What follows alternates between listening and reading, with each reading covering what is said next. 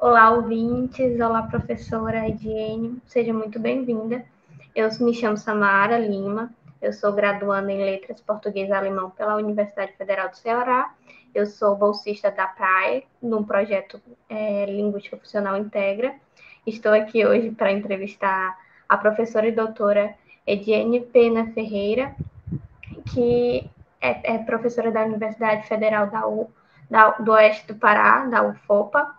Tem como área de apresentação a descrição e análise linguística e a subárea gramática, variação e mudança linguística. Fez seu doutorado de linguística pela UFC, com estágio em doutoramento na Faculdade de Letras da Universidade de Lisboa, né? E eu gostaria já de agradecer a participação da professora pela disponibilidade. É uma honra ter a senhora aqui com a gente nesse podcast. E eu vou começar já com as perguntas. Professora, por que a senhora escolheu a abordagem funcionalista para realizar suas pesquisas? Oi, Samara, é um prazer estar aqui nesse projeto do GEF, que eu já quero parabenizar. O GEF é um grupo muito importante para mim, para minha trajetória acadêmica, um grupo no qual eu aprendi muito. E que bom que o grupo está integrando. Bom, é o podcast, né? Tem gente que vai só nos ouvir. Então, antes de eu responder essa pergunta, eu gostaria de fazer brevemente a minha autodescrição, para que as pessoas tenham uma imagem de mim, da Ediene. Bom, eu sou uma mulher de 40 e poucos anos, sou branca, sou baixinha, pequenininha, eu tenho os cabelos louros na altura dos ombros, com uma franja, meu rosto é arredondado, meus olhos são salientes e eu sou uma pessoa que vive sorrindo. Então, quem está nos ouvindo vai ter essa imagem de mim. E eu escolhi a abordagem funcionalista para realizar as minhas pesquisas, porque simplesmente eu me apaixonei pelo funcionalismo. Mas eu acho que, na verdade, foi o funcionalismo que me escolheu.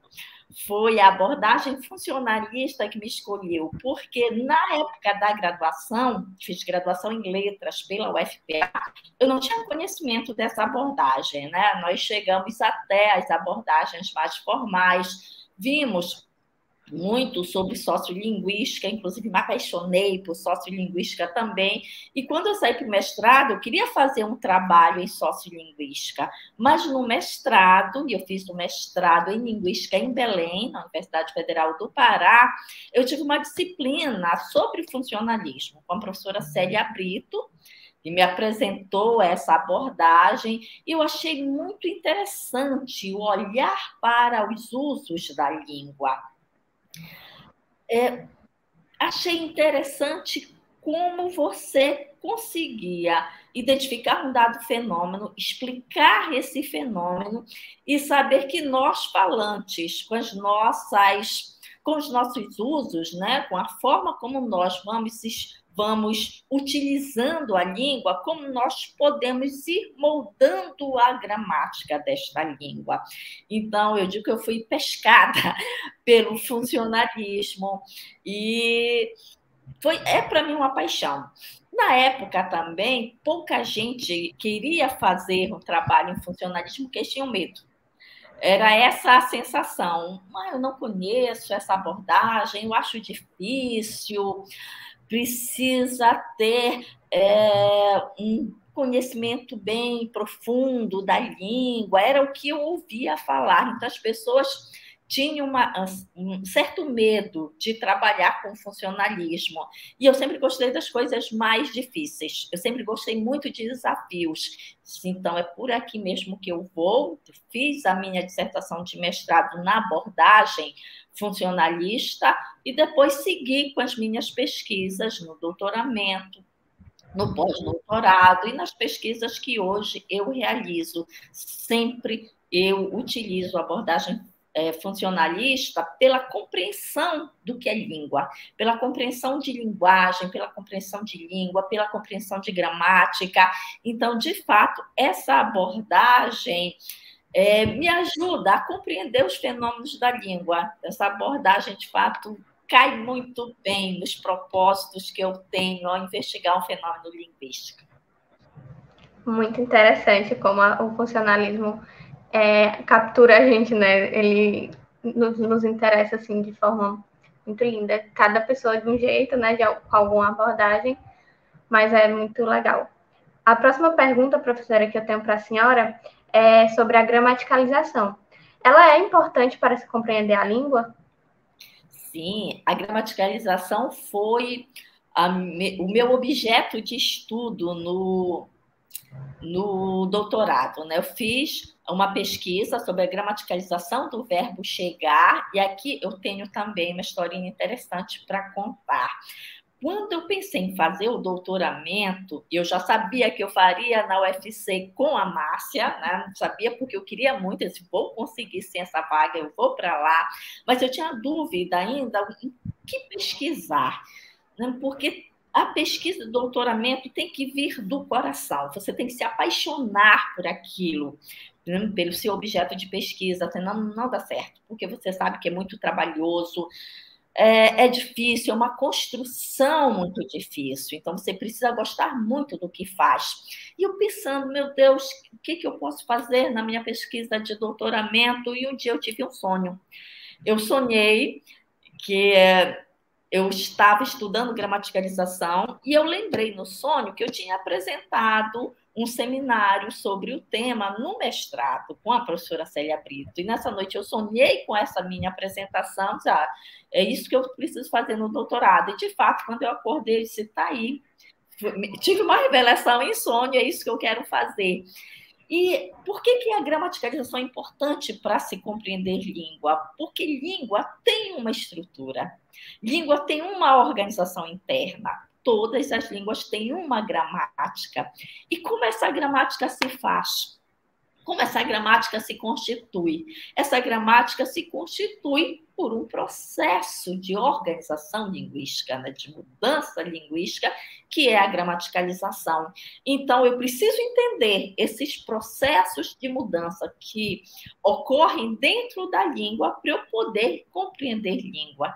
Então, um pesquisador, né, de linguagem, um pesquisador que quer estudar uma língua, precisa ter noção, sim, de gramaticalização. Então, esse processo de mudança linguística, pelo qual itens que são lexicais ou construções que são construções lexicais entram para a gramática, né? Tornam-se itens gramaticais ou cada vez mais gramaticais, constitui uma língua. Então, é importantíssimo para quem estuda a língua entender esse processo.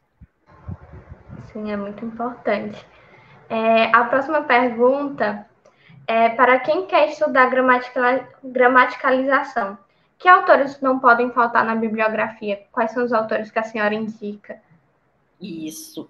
Bom, você que está aí pensando, né, em fazer um trabalho de gramaticalização, eu aconselho que você faça uma pesquisa para saber o que de novo, né, está aparecendo aí na academia. Quais as teses que estão sendo defendidas, que fale sobre gramaticalização. Acho muito importante você observar o que tem sido feito recentemente. Mas é claro que clássico é sempre clássico, né? A base para se estudar, para entender como os estudos sobre gramaticalização começaram são muito importantes. Então, eu aconselho que você, além de procurar trabalhos mais recentes, teses recentes defendidas, que você procure os autores clássicos. E aí você tem que ir para Troglodyte, você tem que ir para Heine, você tem um autor que eu assim, me apaixonei muito na época do doutorado, que foi Paul Roper, os princípios de gramaticalização, né? Os parâmetros de gramaticalização. Então, quem quiser estudar gramaticalização, leiam esses autores. Então, se eu tiver que indicar só um, eu diria, leiam Paul Roper, e eu tive o prazer de conhecê-lo em um dos eventos de linguística, uma pessoa muito muito simples, muito carinhosa, muito fofa, né? Então, tenho um carinho muito especial por Paul Roper. Leiam a minha tese também, auxiliaridade, gramaticalização, estudo pancrônico do verbo chegar, que está aí disponível no repositório da UFC. Ok, vou deixar no final, a gente pergunta quais são as outras obras da senhora. Professora, a senhora é da Amazônia e trabalha na primeira Universidade Federal no interior da Amazônia. E quais os desafios de se fazer pesquisa linguística nessa área? Os desafios são muitos e são grandes, né? Eu trabalho na UFOPA, que é a primeira universidade no interior da Amazônia. Eu moro aqui em Santarém do Pará, norte do Brasil. Nós éramos um campus da UFPA, que também é uma grande universidade, com sede em Belém, na capital, e o campus se transformou numa universidade, né? Há 14 anos, a UFOPA vai fazer agora em novembro 14 anos de existência. E os desafios na Amazônia são imensos, porque todo mundo olha para a Amazônia com uma visão romântica, né, da Amazônia. Os olhos se voltam para a Amazônia. Agora, com a realização da COP, que vai ser em Belém, Belém vai ser a capital do mundo, as pessoas olham, né, se voltam muito para a Amazônia. Mas é preciso entender que na Amazônia há pesquisadores, há universidades, há pessoas que produzem. E, às vezes, o olhar de fora é um olhar muito de... eles não sabem fazer, a gente tem que levar alguma coisa para lá, a gente tem que ensinar para eles. Então, esse é um desafio de mostrar para o além da Amazônia, né? Para o mundo, que aqui nós pensamos, que aqui nós produzimos, que aqui nós pesquisamos, que aqui nós trabalhamos. Agora, é claro que para isso, né, para nós fazermos uma boa pesquisa, nós precisamos de investimento. Então, um grande desafio aqui para a Amazônia é a falta de investimento. O investimento ainda é muito pequeno para o tamanho da Amazônia. Quando eu falo em tamanho da Amazônia, eu não me refiro só à questão, né, à extensão territorial, mas a diversidade, o tamanho da diversidade que existe aqui, não só da fauna, da flora, mas de línguas indígenas aqui presentes, de comunidades quilombolas, né, de comunidade de ribeirinhos, de comunidade de extrativistas, enfim, há uma diversidade muito grande aqui na Amazônia. E eu sinto que a pesquisa em ciências humanas é pouco valorizada. E as pesquisas em linguística, que acabam, né, fazendo parte desse bojo de ciências humanas, também não é valorizada como devia. Nós não somos consideradas área de prioridade, então falta muito investimento. E investimento é preciso, né? É preciso que haja uma igualdade de investimento. A maior parte dos recursos para pesquisa fica concentrada nas regiões sul e sudeste. Aí você pode dizer, porque lá tem o maior número de população, porque lá tem o maior número de universidades, porque tem lá o maior número de pesquisa, mas enquanto o maior investimento for para lá, lá continuará sendo o maior centro, com as maiores e melhores universidades. Então, é preciso investir aqui. É preciso que o investimento seja justo, seja equitativo, para que a gente possa, de fato, mostrar do que nós somos capazes. Então, fazer pesquisa linguística na Amazônia é difícil, porque além dos poucos recursos, né, da falta de investimento, ela é imensa. Há uma diversidade muito grande. E há comunidades que eu gostaria muito de pesquisar, mas que o acesso é muito remoto, né? Muito difícil de chegar até lá. Há uma série de exigências, porque são comunidades mais isoladas. Então, é um desafio, mas é muito prazeroso. É muito prazeroso para mim, que sou da Amazônia, nasci aqui no interior do estado do Pará, fazer pesquisa em linguística para mostrar um pouco como nós falamos, né? Não só a pesquisa em português, o português da Amazônia, o português do Oeste do Pará, as formas como nós utilizamos, mas também a relação da língua portuguesa com as línguas que aqui existem. Realmente é muito triste a falta de verba que o governo manda, né? Porque é muito triste ver essa diversidade toda e não poder aproveitá-la, não tirar, né, o conhecimento disso. Exatamente. É muito, muito triste. Mas vamos daí acreditar, né, em continuar nos nossos projetos, continuar lutando que um dia a gente vai conseguir o reconhecimento das ciências humanas. Professora, sobre os projetos, quais os projetos que você tem desenvolvendo na UFOPA? Quais são os Sim. seus projetos e como funcionam?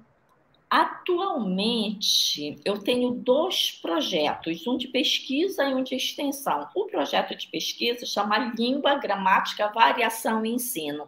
É um projeto meio guarda-chuva para que eu pudesse abrigar as pesquisas que são realizadas tanto pelos meus alunos de graduação quanto pelos meus alunos do mestrado. E eu estou vinculada ao mestrado, ao programa, né, de educação, de pós-graduação em educação, ao Profiletras e ao o programa acadêmico, né, mestrado acadêmico em letras, que foi aprovado há 2 anos. Então, esse projeto Guarda-Chuva consegue dialogar com expectativas diferentes, porque são diferentes programas. Então, tem que olhar um pouco para a educação, eu tenho que olhar um pouco para o ensino de língua no Profiletras e tenho que olhar para a descrição mesmo de língua. Então, o projeto Língua, Gramática, Variação e Ensino, né, abarca tudo isso aí. Eu tenho um projeto de extensão chamado Língua Além dos Muros, que é mais de divulgação do nosso conhecimento científico, mais de divulgação das atividades que nós desenvolvemos aqui na universidade, e como é extensão, ele é para o público externo, e é também a percepção da necessidade do público externo, o que eles estão querendo, o que eles estão precisando, e a partir daí a gente organiza cursos, palestras, atividades que possam dar resposta às necessidades, né, do público extensionista da universidade. Eu coordeno há 15 anos, o grupo completou 15 anos agora, em este ano, né?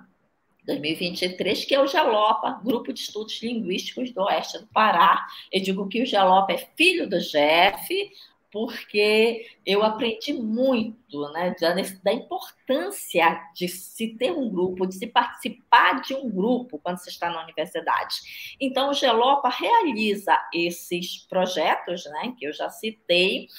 E também nós constituímos, logo quando eu voltei do doutoramento, o corpus de textos orais do português santareno. É uma coletânea constituída de textos de experiência pessoal e descrição de local, com falantes daqui, da cidade de Santarém, e esse corpus me dá muita base para realizar as pesquisas.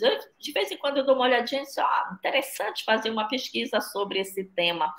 E recentemente eu estou orientando um trabalho de mestrado, né, de um aluno do mestrado em letras, acadêmico em letras, que é a descrição das funções do termo tomate, que é uma expressão que nós utilizamos muito aqui em Santarém.